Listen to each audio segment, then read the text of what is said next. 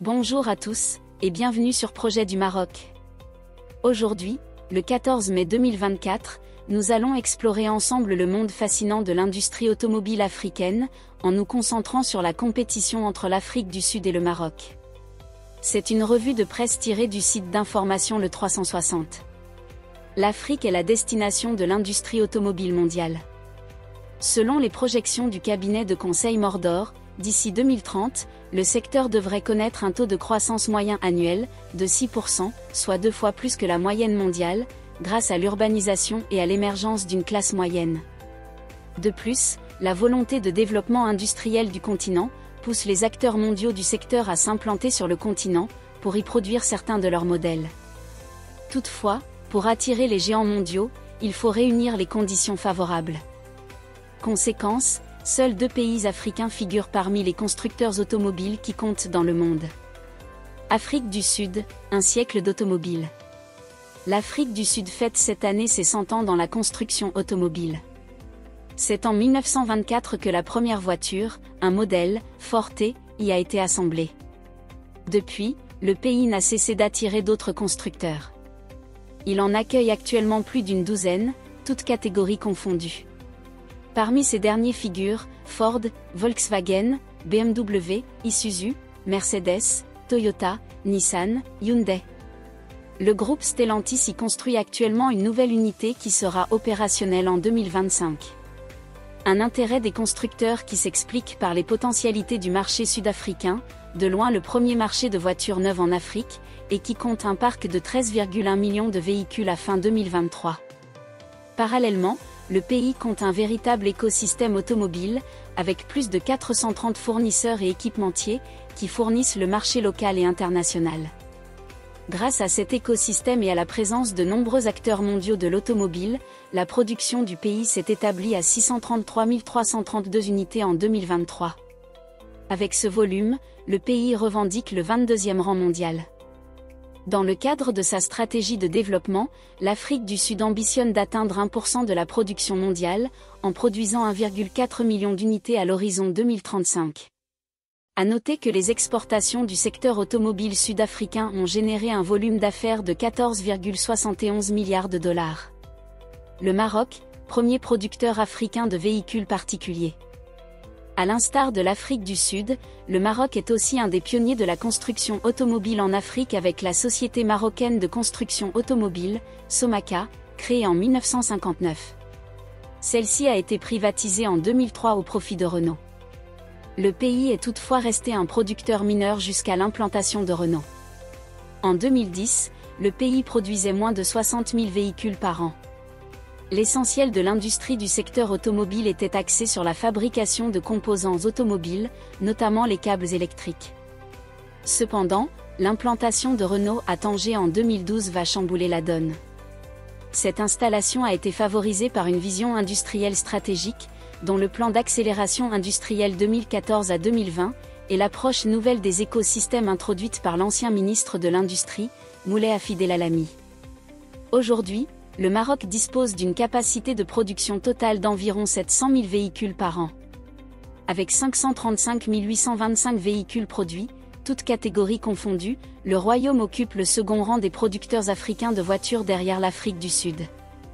Toutefois, le Maroc domine le segment des voitures particulières avec un volume de 471 950 unités, produites par les 2 acteurs du secteur marocain, Renault Maroc et Stellantis Maroc, contre 336 980 voitures particulières produites en Afrique du Sud. Le groupe Renault Maroc reste le leader de la construction automobile du continent. Disposant de la plus grande usine automobile d'Afrique à Tanger, le constructeur a produit 382 661 unités, en 2023, dans ses 2 unités industrielles de Tanger et Casablanca. Ce volume est en hausse de 9,3% par rapport à 2022.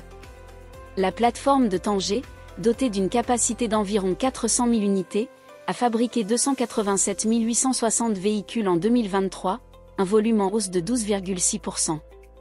L'usine de Casablanca, Somaca, d'une capacité de production de 100 000 unités, a réalisé une production record de 94 801 unités, l'année écoulée. Dans ces 2 plateformes industrielles marocaines, Renault construit les modèles Logan, Sandero, Sandero Stepway, Docker, Renault Express et Logi. Du côté de Stellantis Maroc, filiale du groupe automobile multinational, franco-italo-américain, fondé le 16 janvier 2021, suite à la fusion des groupes PSA et Fiat Chrysler Automobile, en combinant diverses données, la production devrait se situer autour de 153 000 véhicules, ce qui en fait l'une des plus importantes unités industrielles automobiles du continent. Pour rappel, cette unité a démarré son activité de production de véhicules et de moteurs en 2019, avec une capacité initiale de 100 000 véhicules par an. Celle-ci a été doublée en 2022 à 400 000 unités par an, auxquelles s'ajouteront 50 000 véhicules électriques. Parmi les modèles produits à Kenitra figurent la Peugeot 208 et des véhicules électriques, Citroën Ami, Opel Toxi et Fiat Topolino. Avec l'extension de l'usine, d'autres modèles de la marque Fiat seront construits au niveau de la plateforme dont la future Fiat Multipla. Stellantis s'appuie sur un écosystème de quelques 70 fournisseurs et équipementiers locaux, lui permettant de s'approvisionner localement et d'accroître de manière continue son taux d'intégration, qui se situe actuellement à hauteur de 69%, avec un objectif à terme de 80%. Avec le nouvel investissement de 300 millions de dollars en cours de réalisation, l'usine qui emploie actuellement plus de 3500 salariés, créera 2000 postes supplémentaires. Il faut noter qu'au-delà des voitures particulières et des véhicules utilitaires légers, on note aussi le montage de camions de divers tonnages au Maroc, dont ceux du groupe Auto Hall, qui montent les marques Photon, Fuso Mitsubishi et DFSK, avec une capacité de production de 10 000 unités. Au-delà de la production de véhicules, la réussite du Maroc est l'intégration en amont de sa chaîne d'approvisionnement automobile.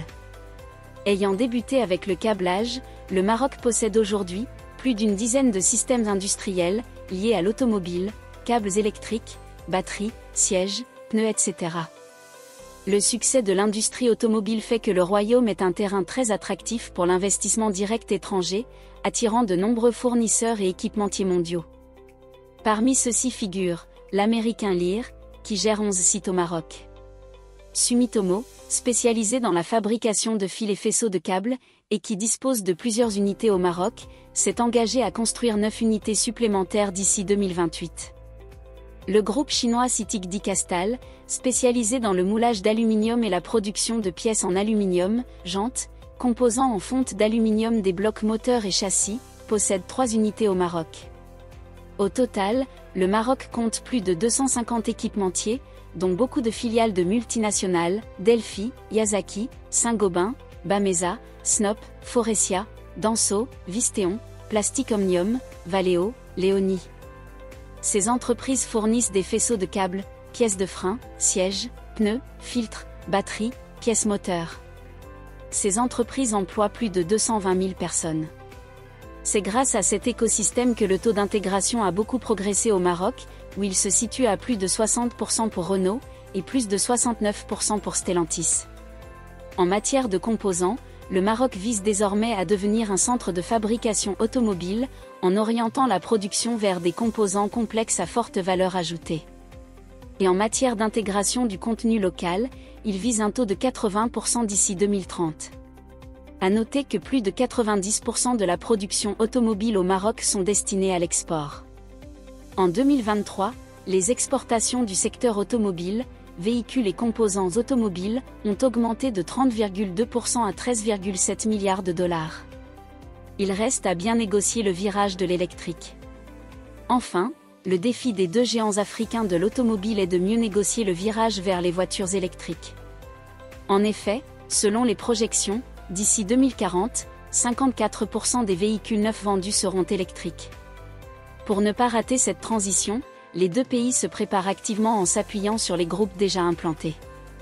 Ainsi, au Maroc, Stellantis produit déjà des voitures électriques dans sa plateforme de Kenitra. L'usine Renault de Tanger s'est dotée d'une ligne de production de voitures électriques, Mobilise, d'une capacité extensible de 17 000 véhicules par an. Et pour s'y préparer davantage, le royaume compte intégrer la chaîne de valeur en développant un écosystème dédié aux voitures électriques. Le pays compte produire au moins 100 000 unités par an de voitures électriques d'ici 2025, horizon pour lequel il compte atteindre la barre de 1 million de voitures produites. C'était une revue de presse tirée du site d'information Le 360.